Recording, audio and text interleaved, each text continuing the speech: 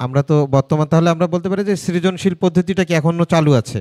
জি, সৃজনশীল চালু আছে। আচ্ছা স্যার, যেহেতু উচ্চ মাধ্যমিক বিদ্যালয়, হাই স্কুল যেটাকে বলে উচ্চ মাধ্যমিক বিদ্যালয়ে এখন কিন্তু একটা ট্রেডিশন চলে আসছে, যেমন আগে কলেজে ছিল এই বিষয়টা, কলেজ লাইফে ফেস করেছে, কিন্তু এখন কিন্তু আমরা দেখতে পারি যে উচ্চ বিদ্যালয় বা হাই স্কুল লেভেলেও মানে বোলিং করা, অর্থাৎ স্টুডেন্টদের মধ্যে বা শিক্ষার্থীদের মধ্যে একটা ঝামেলা, কাউকে হেয় প্রতিপন্ন করে কথা বলা, র্যাগিং করা, এরকম এই বিষয়টা কিন্তু হাই স্কুলেও চলে আসছে।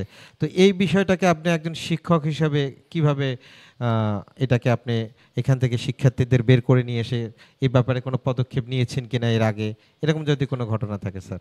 এটা আসলে আমাদের বিশ্ববিদ্যালয়ে যখন আমরা পড়তে যাই তখন কিন্তু অনেকে হয়তো বা ফার্স্ট ডে কলেজটাতে কিন্তু এমনটা হইতো, জি, কিন্তু এখান থেকে আমাদের ইয়াতে আমরা অনেকটা কাভারেজ করতে পেরেছি। বিশেষ করে বিগত যে জিনিসগুলো দেখে অনেককে উপদেশমূলক কথাবার্তা বলে, বা তাদের মাঝে হয়তোবা আমাদের নতুন শিক্ষার্থী আসবে, হয়তোবা শিক্ষার্থী একই ক্লাসমেটেও কিন্তু এই জিনিসটা হইতে পারে, ঝগড়া করতে পারে বা তাকে হেয় প্রতিপন্ন করতে পারে। যেন এটা আপনি যেমন আপনার ছেলে মেয়ের মাঝেও কিন্তু এটা হয়ে যায়, ভাই বোনের মাঝেও কিন্তু ঝগড়া বিবাদ বাজে, ছোট বাচ্চা এটা বাজে, ওটা আপনাকেই ট্যাক্টফুলি এটা কাভার করতে হবে। এবং উপদেশমূলক বাণী বা উপদেশমূলক কথা বা শাসন যতটুকু পারা যায়, এখন তো শাসন তো উঠেই গেছে, বেতের আঘাত তো আর নেই, না, এটা তো আর আপনি করতে পারবেন না। এইটাই আর কি, কাউন্সেলিং করা আর কি, যে কাউন্সেলিং করা বা সুন্দরভাবে হয়তো বা আমরা ক্লাসেই ওদেরকে বুঝাই দিলাম বা কাউন্সেলিং করলাম, এই আর কি। আমরা তাহলে এখন স্যার একটু শিক্ষার বিষয়ে কথা বলি। হ্যাঁ, শিওর। আমাদের স্কুলে সায়েন্স, আর্টস, কমার্স, মানবিক বিজ্ঞান, হিসাব শেখা এরকম পাঠ থাকে। জি। তো অনেকেই অভিভাবকরা আগ্রহী হয় শুধুমাত্র বিজ্ঞান বিভাগেই তার বাচ্চাটাকে পড়াবে, মানে বাচ্চার আপনার মূল্যায়ন বা মতামতকে মূল্যায়ন না করে দেখা যায় যে জোর করে বিজ্ঞান বিভাগে দিচ্ছে কিংবা অন্য বিভাগে দিচ্ছে। পরবর্তীতে কিন্তু এই শিক্ষার্থীটা দেখা যাচ্ছে যে ওই কাঙ্ক্ষিত ফলাফলটা অর্জন করতে পারছে না। সে হয়তো চাচ্ছে যে আমি মানবিকে পড়বো, কিন্তু তাকে বিজ্ঞানে দেওয়া হচ্ছে জোর করে। তো এইটা অভিভাবকদেরকে এই সিদ্ধান্তটা কি সঠিক কিনা, বা অভিভাবকরা এই বিষয়টা মূল্যায়নের ক্ষেত্রে কোন দিকে দৃষ্টি রেখে মূল্যায়ন করবে একজন শিক্ষক হিসেবে, যদি অভিভাবকদেরকে একটু বলেন। অভিভাবক যারা আছেন আমাদের শুনছেন, সুন্দর কথা বলছেন, এবং বাচ্চাদের ভবিষ্যৎ নির্ভর করে এটার উপরে। আসলেই অভিভাবকরা কিন্তু তারা সিদ্ধান্ত নেয় তাদের ওন জীবনের প্রেক্ষিতে, মানে তার নিজের জীবনটা যখন দেখে, সেও কিন্তু এই জায়গা থেকে উত্তরণ করে আসছে।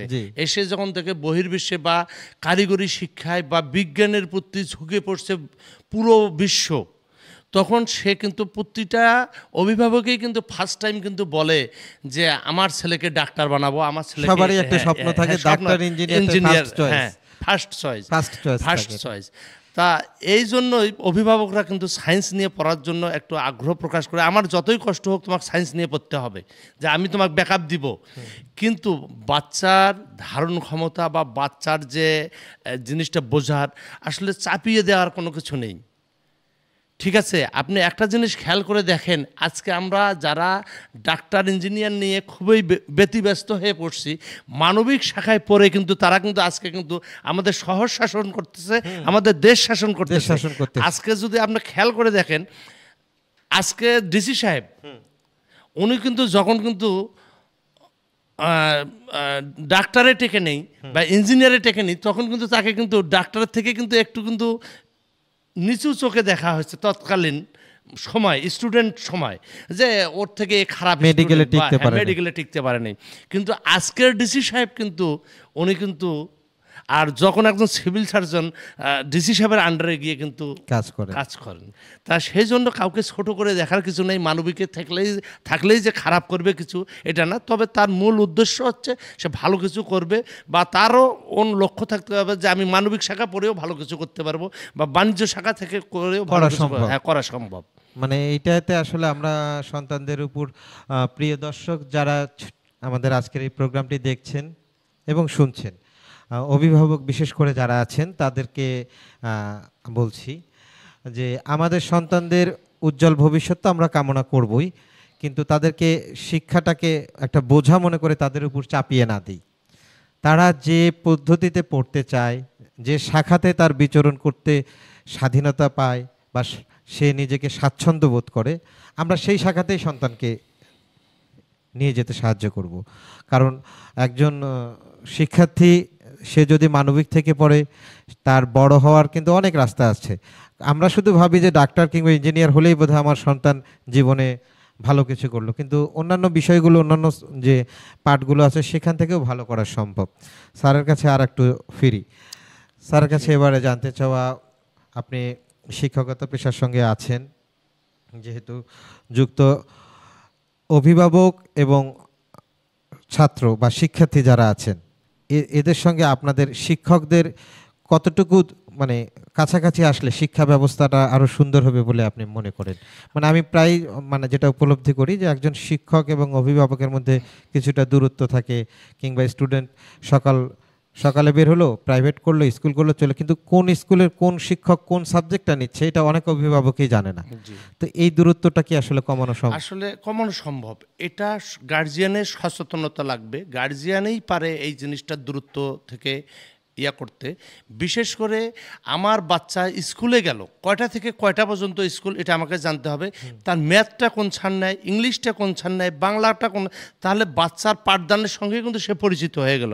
এবং তখন কিন্তু এই তোমার কিন্তু অমুক স্যারের ক্লাসটা করছো, বা প্রাইভেটে গেল, এতটার থেকে এতটা পর্যন্ত সময় আমার প্রাইভেট।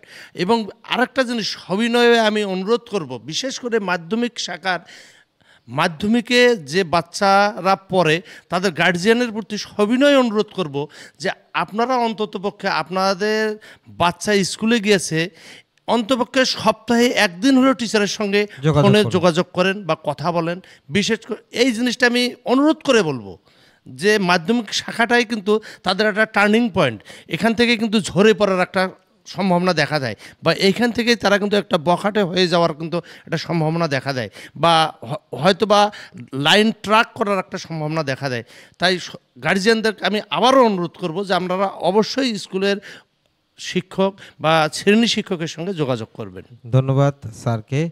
আর সুপ্রিয় দর্শক, আপনারা যারা এতক্ষণ আমাদের সঙ্গে ছিলেন এবং এখন পর্যন্ত যারা আছেন, তাদেরকে যাবার আগে আরও একবার স্মরণ করিয়ে দিই যে আমাদের সন্তানদের উজ্জ্বল ভবিষ্যৎ কামনা করার পেছনে আমাদের যথেষ্ট কারণ আছে। কারণ আমরা সবাই চিন্তা করি যে ভবিষ্যতে এই সন্তানটি আমার সম্বল, এই সন্তানটি আমার আস্থার স্থান। সেক্ষেত্রে একজন সন্তানকে আমরা স্কুলে দিচ্ছি, স্কুলের শিক্ষকদের সঙ্গে যোগাযোগ রাখতে হবে। তার ভালো শিক্ষার জন্য যতটুকু সম্ভব সব সেক্টরে আমাদেরকে খোঁজ খবর নিতে হবে, এবং আমাদেরকে সবসময় সন্তানদের একটু স্বাধীনতাটা দিতে হবে। শুধু পড়া কিংবা বইয়ের বোঝা মাথায় চাপিয়ে না দিয়ে তার উজ্জ্বল ভবিষ্যৎটাকে অন্ধকার না করি। আর যাবার আগে স্যারকে আবারও ধন্যবাদ জানাই, আপনার মূল্যবান সময় দিয়ে আমাদেরকে সহযোগিতা করেছেন। আজকের স্টুডিওতে আসবার জন্য আপনাকে আবারও ধন্যবাদ। সুপ্রিয় দর্শক, আজকের মতো এখান থেকেই বিদায় নিচ্ছি। আশা রাখছি আগামী পর্বে আবারও আমাদের সঙ্গে আপনাদেরকে পাবো। সবাই ভালো থাকবেন, সুন্দর থাকবেন। ধন্যবাদ সকলকে।